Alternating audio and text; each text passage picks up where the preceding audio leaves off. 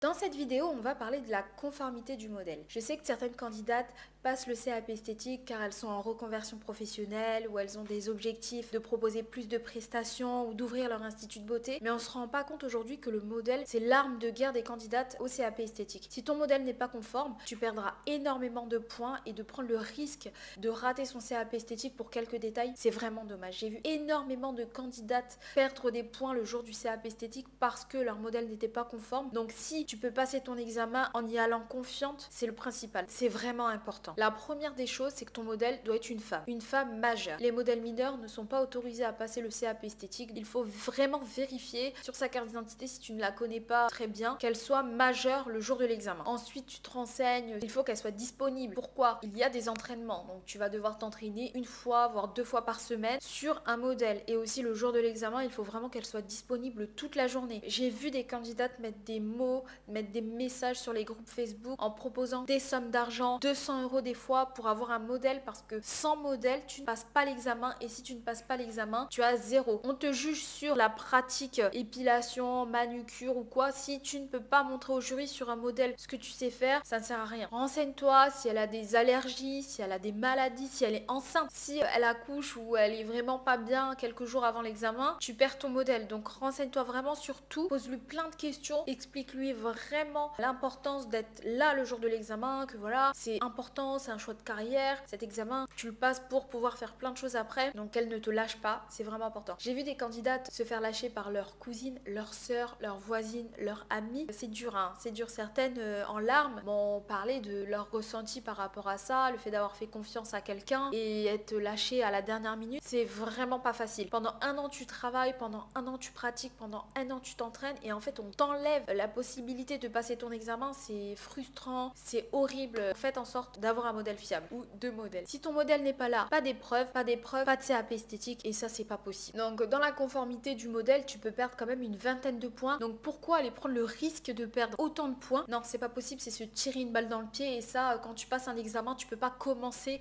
ou penser comme ça. Avant de te partager la suite, je suis Elisa Louis, formatrice au CAP esthétique. Après avoir passé cet examen tant redouté, je me suis rendu compte de toutes les difficultés qu'il y avait pour obtenir ce diplôme. Donc j'ai créé un guide pour t'aiguiller sur les bases du CAP esthétique. Tu y trouveras des conseils sur comment réviser, sur le stage, sur les épreuves et surtout sur ce que l'on attend de toi le jour de l'examen. Tu passes ou tu souhaites passer ton CAP esthétique, télécharge ton guide gratuit dans la description. C'est tellement important de mettre toutes tes chances de ton côté pour obtenir le CAP esthétique. Pour les épreuves du CAP esthétique, il y a le P1, l'épreuve de soins visage et de maquillage. C'est une épreuve importante parce que coefficient 6, donc il faut absolument que tu réussisses cette épreuve. Je fais un rappel, pour l'épreuve soins du visage, tu vas devoir faire un démaquillage, un gommage, un modelage, un masque, ensuite appliquer une crème hydratante tout en ayant utilisé un appareil. Pour cette épreuve, ton modèle doit arriver maquillé parce que tu devras la démaquiller. Quand je dis maquillage, c'est fond de teint, mascara, blush, crayon sur les yeux, crayon sur les sourcils, de l'anti-cerne, du rouge à lèvres, vraiment la totale, un maquillage. Pas un full face avec un gros contouring, mais un maquillage complet du visage. Pour ça, je te donne des conseils. Déjà, ton modèle, tu vas la maquiller toi-même. C'est mieux parce que si le jour de l'examen, elle arrive, elle s'est maquillée elle-même, elle s'en est mis partout, il y a une tonne de fond de teint, une tonne de crayon sur les yeux, une tonne de rouge à lèvres, c'est pas possible. C'est pas possible. La première des choses, quand tu vas lui appliquer le fond de teint, tu vas pas en mettre trop, tu vas vraiment en mettre sur l'ovale du visage. T'en mettras pas sur les tempes, sur les côtés. Pourquoi? Parce que quand tu vas la démaquiller avec les protocoles CAP esthétique, il faut pas qu'elle ait trop de fond de teint partout, on ne sait jamais. Le jury peut passer avec un coton et vérifier si tu as bien démaquillé ton modèle, donc tu mets pas une tonne de fond de teint. Ensuite, pour le mascara, tu vas appliquer du mascara mais vraiment sur la pointe des cils, pas vraiment au niveau de la racine, pour pas en mettre trop, ce sera beaucoup plus facile à enlever. Ensuite, pour le rouge à lèvres, tu vas appliquer du baume à lèvres. Ton modèle, quelques jours avant l'examen, tu lui dis d'appliquer du baume à lèvres pour qu'elle ait les lèvres très lisses. Et toi, avant de mettre du rouge à lèvres, tu vas lui mettre du baume à lèvres. Comme ça, tu mettras le rouge à lèvres, un rouge à lèvres assez crémeux. Tu ne vas pas mettre un rouge à lèvres mat qui agrippe les lèvres. Pour l'enlever, c'est plus compliqué, donc tu mets un rouge à lèvres crémeux. Et quand tu vas l'enlever avec le lait démaquillant et les cotons, ça va être facile, tout va s'enlever d'un coup. Ton modèle, pas de faux cils, pas des longues extensions de cils, ça non.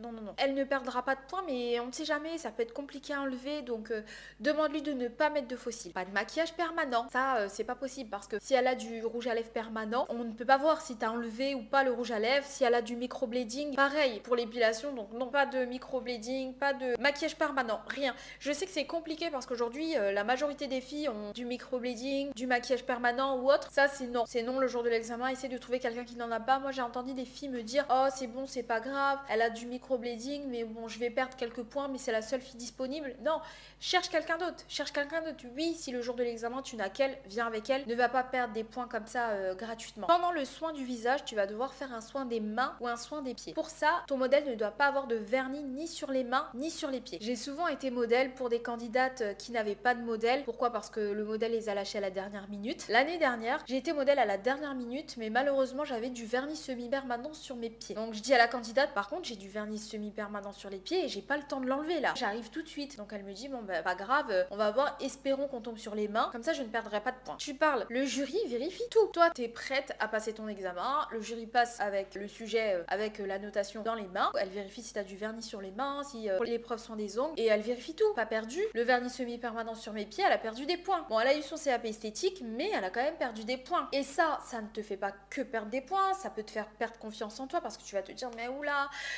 combien de points j'ai perdu? Et ça fait pas sérieux parce qu'en fait, ça fait un an que tu sais comment préparer ton modèle et t'arrives, ton modèle n'est pas prêt. Faire attention à toutes ces petites choses-là, c'est important. Pour l'épreuve EP2, donc il y aura de l'épilation et de la manucure. Enfin, manucure, soin des ongles des mains ou soin des ongles des pieds. Pour l'épilation, tu devras épiler 3 zones du corps, donc obligatoirement les sourcils. Ensuite, ça peut tomber sur les aisselles, les avant-bras, le maillot simple, demi-jambe ou jambe complète qui compte pour 2 zones. Donc il va falloir que ton modèle ait des poils. C'est le but de cette épreuve. Donc si ton modèle n'a pas de poils, c'est qu'elle n'est pas conforme. Si ton modèle a fait du laser ou autre, elle n'est pas conforme. D'accord? Donc ton modèle doit avoir absolument au minimum 4-5 cm de poils. Il faut qu'on voit les poils. Quand le jury va vérifier, il faut voir des poils sur toutes les zones. Un conseil pour l'épilation, tu peux avant l'épreuve enlever les poils des orteils. Pourquoi? Beaucoup de femmes n'ont pas de poils aux orteils. Donc ça te fait gagner du temps. Je le répète encore une fois, pas de microblading parce que c'est un effet poil à poil, c'est un tatouage, donc ça ne passera pas. Faut pas aussi qu'elle ait plein de piercings ou plein de boucles d'oreilles. L'année dernière, il y avait une candidate qui avait plein de boucles d'oreilles. Ce qu'elle a fait, c'est qu'elle a caché le tout avec le bandeau. Elle est limite arrivée avec le bandeau et c'est passé. C'est passé, mais bon, avec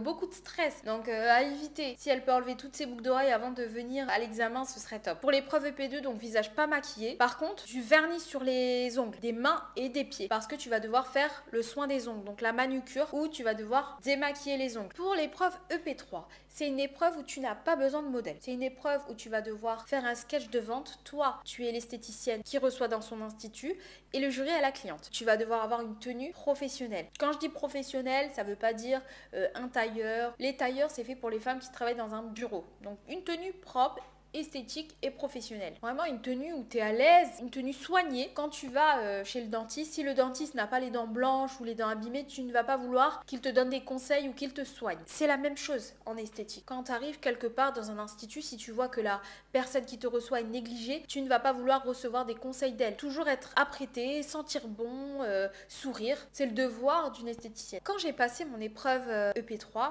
donc sketch et dossier de vente, dans la salle d'attente, on était à peu près une trentaine de personnes, entre 20 et 30. Elles étaient toutes habillées pareil déjà, sauf moi. Je me suis dit, oula, qu'est-ce que t'as fait, Elisa? Mais après avoir eu 20 sur 20 à mon épreuve EP3, je sais que c'était en partie grâce à ma tenue que j'ai une bonne note. Il y avait une candidate qui se faisait quand même remarquer. Donc je pense que c'était dû au stress, elle parlait beaucoup, elle mâchait un chewing-gum. Mais le problème, c'est qu'elle portait une veste en jean avec un croc-top en dessous, mini haut, croc-top vert fluo. Elle avait des longs ongles vert fluo. Très mignonne, hein. Mais c'est pas une tenue pour passer un examen. C'est pas une tenue pour montrer qu'on est sérieuse.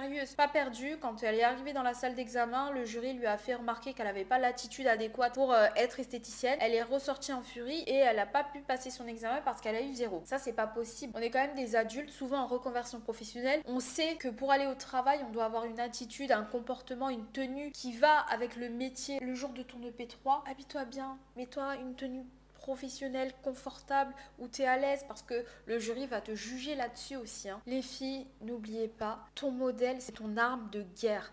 quand tu vas avoir un doute, quand tu vas avoir du stress, juste un regard, vous allez vous comprendre et ça va te rassurer. Même tu vas faire une petite erreur, elle va te dire oula, parce que tu t'es entraîné sur elle, elle connaît les protocoles, elle connaît les étapes. Ton modèle, il faut que tu le chouchoutes. Tu la connais par cœur, tu connais sa peau, tu connais tout chez elle. Donc c'est tellement important d'avoir un modèle en qui tu as confiance aussi. Moi, à l'époque où j'ai passé mon examen, je n'avais pas de modèle. Toutes mes copines avaient du microblading, du micro-needling, tous les maquillages permanents, elles avaient fait la totale ou du laser. J'ai demandé à l'amie d'une amie d'une amie d'une amie qui m'a parlé d'une fille qui serait prête à être mon modèle. Super, c'est vraiment gentil de sa part parce que c'était pour un CAP blanc, on doit être là à 7h du matin, elle levait sûrement 6h du matin, donc je la remercie encore, c'est vraiment gentil de sa part d'être disponible pour moi. Donc elle vient, je la connaissais pas, je lui ai expliqué comment se préparer, donc mettre du vernis sur les mains, sur les pieds, arriver comme ça, parfait, elle arrive le matin, donc on commence l'épreuve tranquillement. Donc quand je commence à épiler, sachant que j'étais pas très douée en épilation, c'était mon premier CAP blanc, j'épile les sourcils, ça va, tout se passe bien, je descends aux aisselles, ça va, et quand je descends plus bas, là je commence à être un petit peu mal à l'aise parce que ça sentait pas très bon, ça sentait le pipi. J'étais vraiment pas bien, mais bon, pas grave Elisa, tu fais ton épreuve, ça va aller. Ça m'a quand même mis un coup, mais pas grave. Je continue, soin des ongles des pieds, je continue l'épreuve et quand je commence à démaquiller les doigts de pied, là, du vert, du pourri, des choses...